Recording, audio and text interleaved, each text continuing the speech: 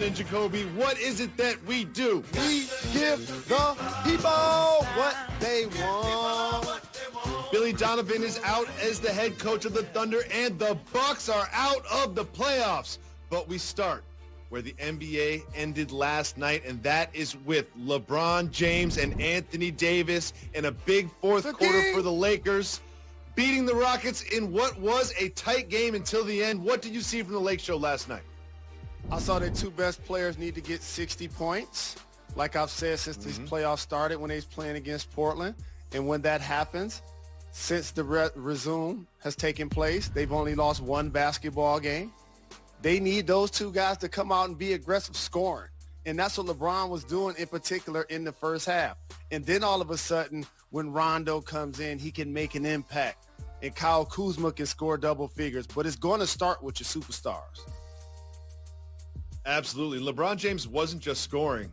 He had himself a block party. Everyone was talking about Kawhi Leonard blocking that dunk with his middle finger. Well, LeBron James said, well, he did that once. I'm going to block this shot. I'm going to block that shot.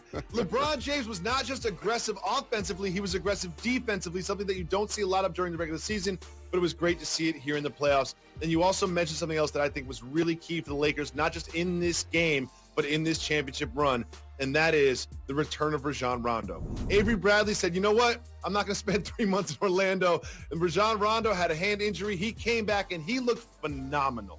He was hitting three-point shots. Again, Rajon Rondo hitting three-point shots. He either scored or assisted on most of the Lakers' points in that critical fourth quarter where they moved forward.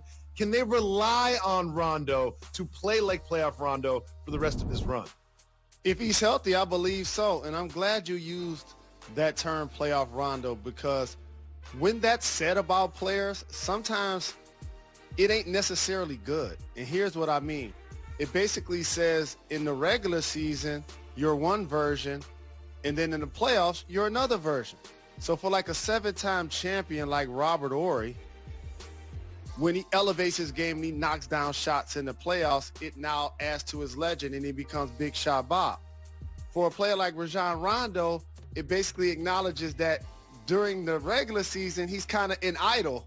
And then when the playoffs come, he picks it up. And that's what we're seeing from him now that he's able to play his quality minutes, whether LeBron is in or out of the game. But you said the key, knocking down jump shots. If he's making his three-point shots, that unlocks everything he's trying to do offensively, and he's doing a great job defending the guards for Houston. It is so good to see him as a key part of a championship contender after those years in Dallas, in Sacramento, in Chicago, those years where everyone forgot about Rondo, and now here he is back playing great on the big stage in the fourth quarter. But the other side of the ball, Russell Westbrook played well, Harden played well. What do the Rockets need to even up the series in Game 4? Their depth is going to be key, because you want Russell and James to get 30-plus. That happened. And then you continue to watch the game, and it's like, wait a minute, where's Austin Rivers? Where's Eric Gordon? Where's Tucker? And it's three-point shots from the corner. Daniel House. I'm still doing some research and investigating why you didn't play in the game. They needed you last night. And so when these guys aren't making shots, it makes their attack a lot different. That's why it looks ugly if and when they ever get eliminated, because it's a home run or strikeout style. And based on that, they weren't making their shots, and the Lakers got off to a terrific start led by LeBron James, and that was the key. Absolutely. Now, Jalen, you and I have been doing this show for I don't even know how long, 9 years, and I've been in this business for 20 years, and you've been in this business for 100 years. And one thing I know is you're going to get some things right, you're going to get some things wrong. So it's absolutely foolish to celebrate when you make a prediction and it comes true. Well, guess what? I'm a fool, and I'm going to do it, because here's what I said about the Bucks Heat series in mid-July. Play the tape. All of your hate tweets right now. If David the Jacoby Heat and the Bucks match up in the second round, I am picking the Heat as underdogs. Look at that, and look at what happened, and listen to the voice of Jalen Rose, who did not agree with me at the time. But now that you have seen the Heat put away the Bucks in the manner in which they did. And one thing I want to make very clear, this was not Giannis got hurt and that's why the Heat won the series. That's not what happened. The Heat dominated from the very beginning to the very end, losing one game in overtime. Now, Jalen, what did you see from the Heat that you liked and that you saw was the key to their success? The Heat, to me, in a lot of ways, are built like an old school college basketball team, and I love it. When you talk about their identity, it's usually their effort and their toughness, and that's embodied by Jimmy Butler, Bam Adebayo, Udonis Haslem, who they're going to retire his number, Jay Crowder, and then they got a lot of white guys that can shoot. Tyler Hero, Duncan Robinson, Kelly Olynyk, and these guys get three-point shots different than, for example, the Houston Rockets who play pace and space, or even the Golden State Warriors, because what they do is a lot of dribble handoff action to get those players shots. It's not just drive and kick like you see from so many teams, and that's why during the regular season they were second in field goal percentage, and that's why they're very hard to defend, because they're one of the better teams whose top two players aren't heavily reliant on the three-point shot. The Lakers fall into that category, so do the Heat. You see post-ups for Jimmy, you see Bam cutting, you see live plays with Goran Dragic coming off and throwing it over the top. They're a team that runs offense inside the three-point line for their best players. Absolutely. And much like the Rockets, when you watch the Rockets, it's four people standing around, one person driving, then finding an open shooter. Maybe they'll make it, maybe they won't. When you see that offense of the Heat, they run so many screens off the ball and so many dribble handoffs and so much motion and action that it's hard to keep up with them. And you just mentioned that two of their best players, kind of look like me. And when I see them out there, I see myself out there. And of course, I'm talking about my man Tyler Hero and my guy Duncan Robinson. But I want to say this is Duncan Robinson, I'm waiting for you to step up in the next series, because it's not lost on me that they try to get you going early, but it hasn't really stuck thus far in this series. You saw Kendrick Nunn sneak out there, huh? Tyler Hero last night played fantastically. Now remember, he is in his rookie season, and in the fourth quarter of a closeout game in the playoffs, they put the ball in his hands to create. It's not always those pass open shots. He had a great assist to Andre Iguodala. Iguodala was shocked that he even found the ball in his hands and he dunked it. It's just so good to see Tyler Hero perform on this level, but I also want to see the same from Duncan Robinson. Duncan Robinson, I believe in you, Duncan Robinson.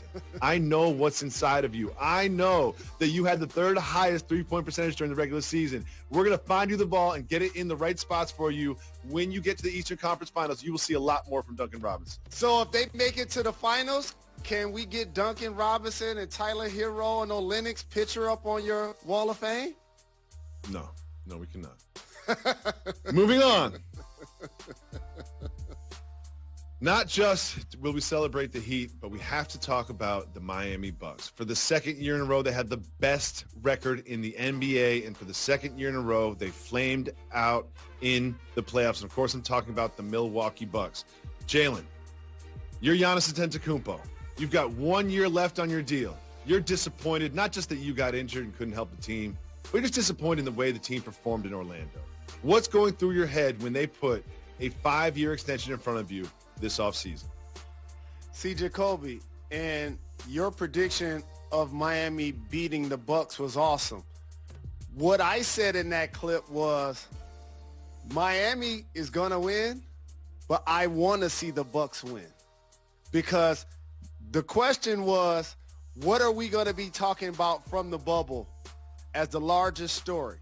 And the story was if Bucks get eliminated early. And unfortunately, that happened. So if they put the contract in front of me, I'm not signing it this summer or next summer, because it's not over $250 million. It's substantially $30 million less. So just financially, it does not make sense for him to sign this summer or next summer. You enter the last year of your deal.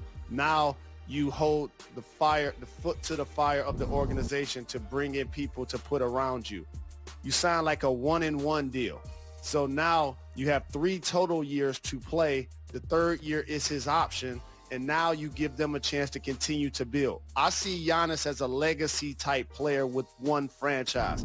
When I see somebody injured and giving his teammates high fives the way he did, when I see somebody underneath the rim rebounding with a boot on because he can't play and still willing to risk it when his team is down 3-0, that's anchor commitment to the city, to the team.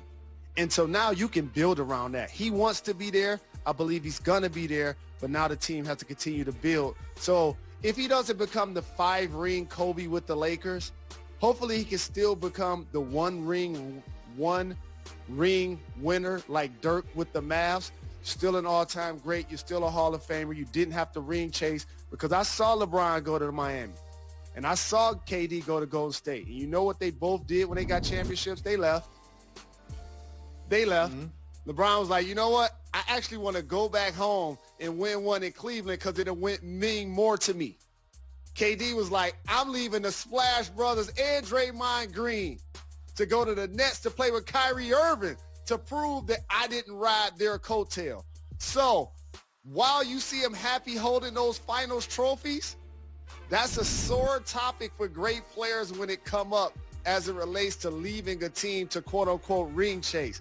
Because MVPs, other than those two guys and Moses Malone in the 80s, they don't leave that team, Jacoby, in their prime. They do not leave that team in their prime. I think Giannis is going to follow suit. I think Giannis Antetokounmpo will look at the contract they'll give him this offseason and say, don't even talk to me about this. There's absolutely no reason for him to sign an extension this offseason when he's essentially going to get the exact same offer next offseason. So what that creates is an environment where the Milwaukee Bucks are auditioning all year to keep Giannis happy. What do you want me to do? You want me to get a new coach? You want to fire Coach Bud? We'll fire Coach Bud. Do you want me to try everything I can to bring in Chris Paul or another star player? We'll do that. Do you want me to bring in Kostas Antetokounmpo, Thanasis Antetokounmpo? He wants to draft Alexis Antetokounmpo? I'll even bring on your older brother that doesn't even play basketball, Francis Antetokounmpo. We'll have all the Antetokounmpos on the roster. What do you need? And I like the idea of him signing a short contract, because the second you sign for 5 years, you lose all of that leverage. And much like LeBron and AD did, sign a 1-and-1, sign a 2-and-1. Keep the leverage in your favor in the player empowerment era. Keep the pressure on the franchise to put the right pieces around you, because while a lot of people are kind of throwing dirt on Giannis's name and game today, one thing I will say is he is a top 5 player in the NBA. Maybe yes, he can't carry a team on his own the way that a KD, a Kawhi, or LeBron can, but with the right pieces around him, he is a championship contender every single year. Go ahead, Jalen. This is why this is a sore topic, because can we really say that LeBron and KD carried those teams to championships? That's what makes this a sore topic, because KD joined the Warriors and led them to a championship. LeBron joined the Heat and led them to a championship. I would say Kawhi falls into the category of carrying the Raptors, because they had a glass ceiling. And with DeMar DeRozan as an all-star, and they couldn't get through it. He played there one season and won the championship. That's constituted carry, especially if they're going to get bounced this round without him. Jalen, I really want to talk to you about this don't get fired topic. And now, the don't get fired topic of the day. It has been revealed on the No Jumpers podcast that Odell Beckham Jr. likes to... You know what? Just go to break. We can't do this. I like my job. Jalen and Jacoby is brought to you by Dos Equis, a most interesting beer. Please enjoy responsibly.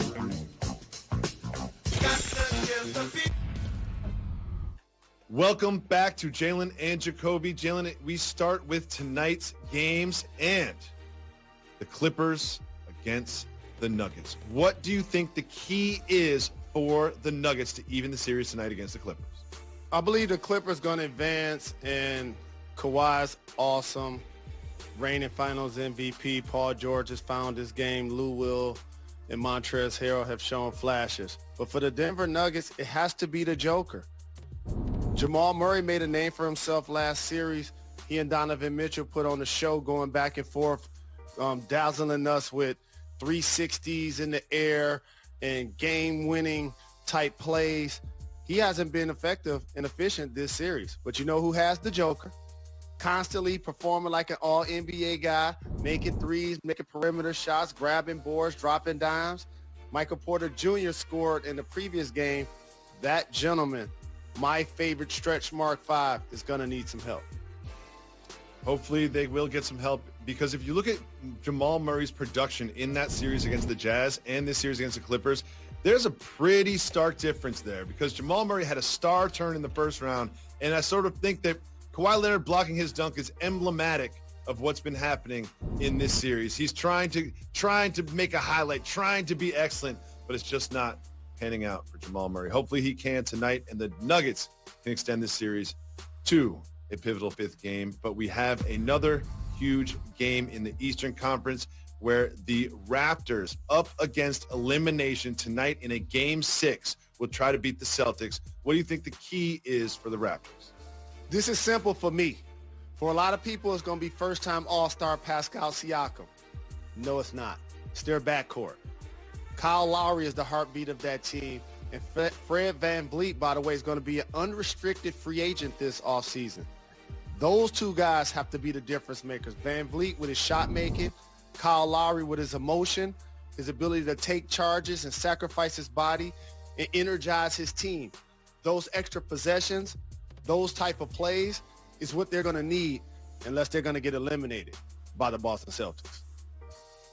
Jalen, it's going to have to be Lowry and VanVleet, because I'm going to go negative Jacoby here for a second. Pascal Siakam has been somewhat exposed by Brad Stevens and these Celtics defenders. When you watch what Siakam did in the regular season in the transition and in the post and hitting threes, he's doing none of that in this series, because they're throwing so many people at him, and they're sort of stopping the transition baskets from him, and they're playing such good defense on him with Brown and especially Tatum, that I don't think that they really have a chance to win 2 in a row against these Celtics. They're going to need more than just VanVleet and Lowry. They're going to need Pascal Siakam, and he has not been there thus far in this series.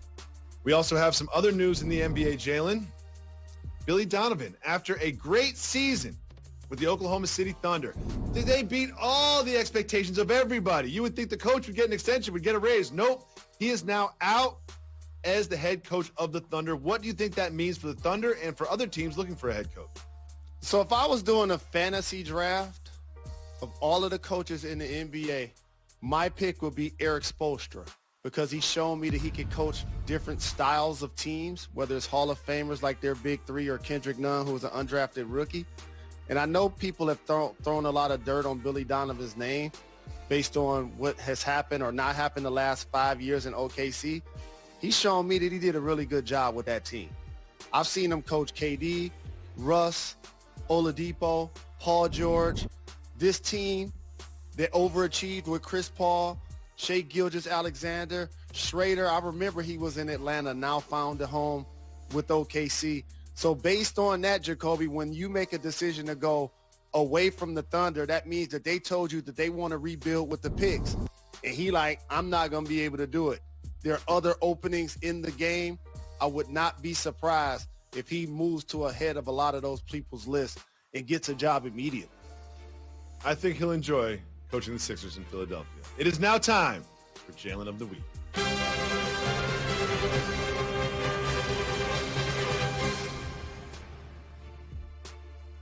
Today is a good day for Jalen's. Not only do you have a fresh cut, but Jalen Ramsey has signed a $105 million extension. Unheard of for someone that plays his position. $71 million guaranteed in a signing bonus just for putting ink to paper. What do you think this means for Ramsey and the Rams? This is historic. This is a groundbreaking moment for society. Shout out to my mother, Jeannie Rose. I love you very much. This is the largest contract ever given to someone named Jalen in the history of the world. How about that? And Ramsey deserves it. Playing alongside Aaron Donald. I know that they didn't meet their goals last year, but he's proven to be that dude, deserving that deal, well earned. Stay tuned. We have much more on Jalen and Jacoby. Welcome back to Jalen and Jacoby. Jalen, every day we will highlight a message on the back of NBA jerseys. It is time for Message of the Movie. Today's message of the movement on the back of NBA jerseys is vote. What is the significance of that to you?